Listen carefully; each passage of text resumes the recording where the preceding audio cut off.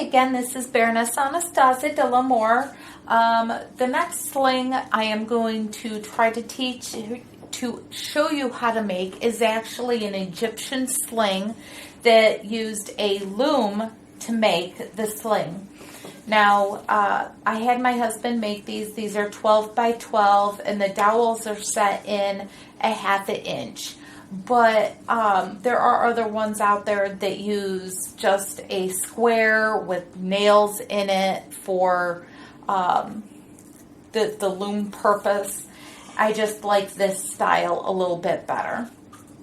Now, for this, you start off with the thread or the twine.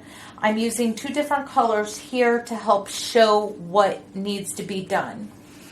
I start out centering it, and then it goes around the dowel, up, and through. And then you repeat with the other side. I will be sending out a handout that I actually found that what I got this from. And you just keep going. Let me tilt it up so you guys can see a little bit better. Look at this. Thank you.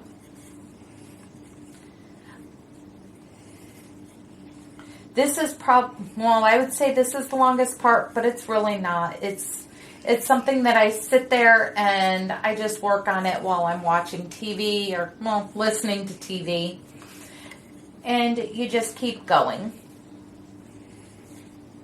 And then once you get it to the desired width, now you'll have to play with it just depending on the size of your ammunition, because it will create a smaller or larger pouch depending on what you have. Now for this one, I only put a little bit on there, and you can see it's tied down, and that will help when you go to start doing the weaving. Can you get me the box over there? So for this one, you start, and how this one's on top, you then go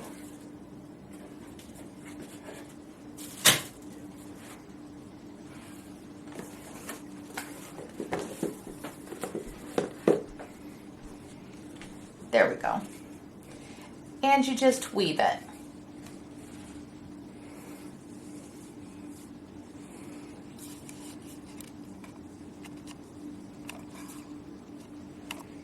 And you want 2 strands on each.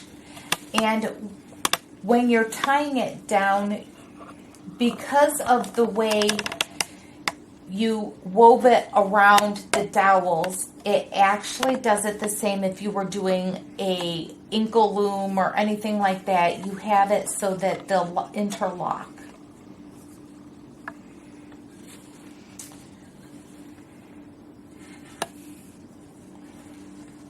When you're doing this, you want to make sure that you don't do it too tight, because if you do it too tight, then it's not going to work as well when you get to the later stages.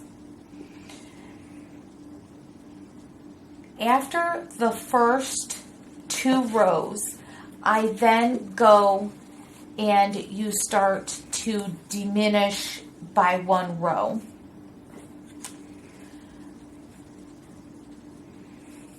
So on the next one, I skip this one and I go directly to the second one.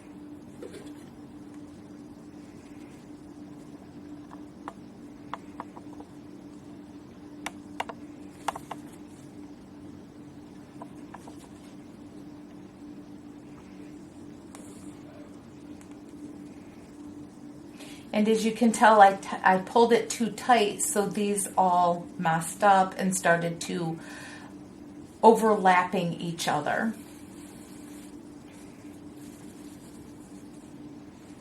And then I just take my little darning needle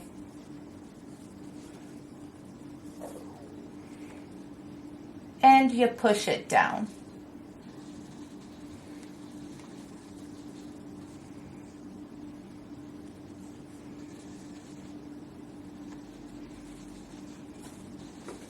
You keep going until it actually starts to look like this.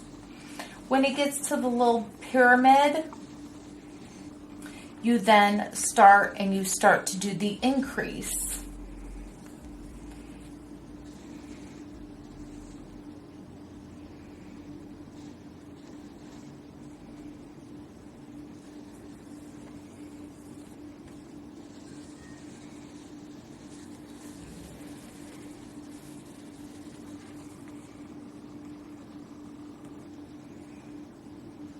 Now for this one, I had actually done it too tight, so I ended up backing it up and redoing it, because you want to make sure that you're seeing 90% of the white there.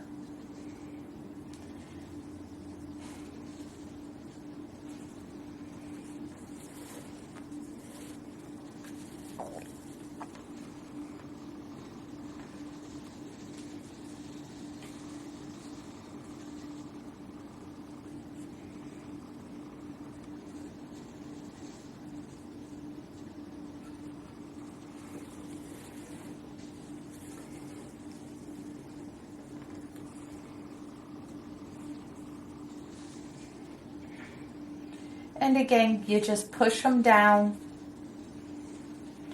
and keep going until you get to the end. And then once you get to the end, you just let it hang.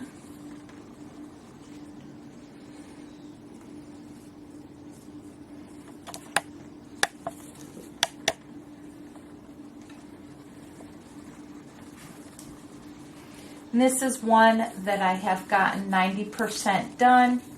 As you can tell, it's wider than this one, but you see the pyramid. The great thing that I do with my looms is that you just pop it off.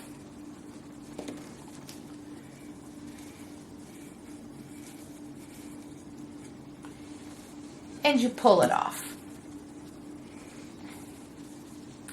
And then with this, the white stays out. I tend to lay it down. I start from the center.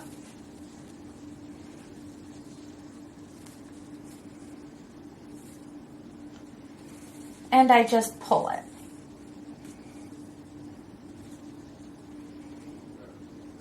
And because the way it's woven, you want to make sure that you're going in the correct direction each time, because you don't want to end up with one long one in the middle, because then you'll have to redo it and start all over. Okay, now that I have pulled half of this through, you can see that as I pulled the red through, it took the diamond or the pyramids and pulled them together. Now with the little piece that's left over here, you just take your needle and you weave it back through a couple of times, and that just locks it back into place. And once you get everything else done, you just trim that off, and it doesn't unravel or anything like that. Now, as you can see, I have this here. What they would have done is they would have twisted it and then twisted it together. But I find that too time consuming, and I don't have the patience for it most times. And you hold this? So all I do is I would separate it and then just braid it, because I can. It's easier. It may not be period, but it looks really cool. So here is another one I worked on. It's much smaller than that one, so the ammunition won't sit as good in it. So play around with the different sizes, see what you like. Now I have braided it all the way to the point where I am ready to go. And when I make the finger loop on this one, you take it like that, and then you just braid it back on itself. Finger.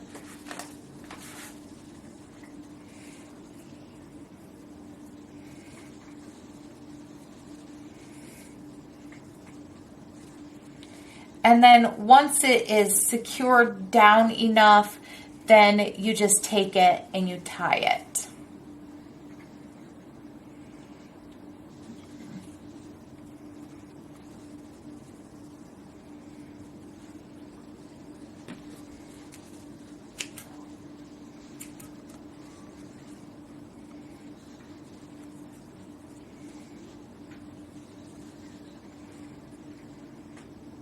I do it a couple of times on each side.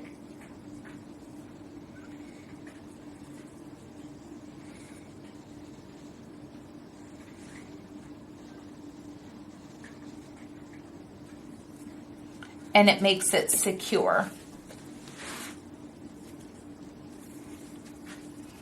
Then on the other end,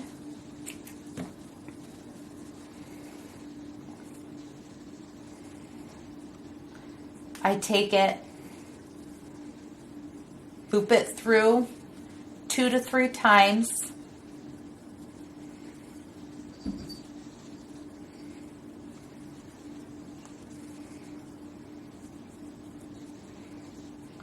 And if that's not big enough, you just keep doing it until it gets to a comfortable size.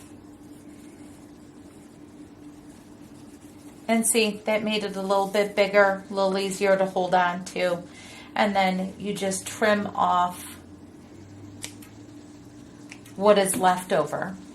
Now, I did find with using actual yarn, when you're actually weaving it back through, you typically use just a regular darning needle, which ends up going through the thread.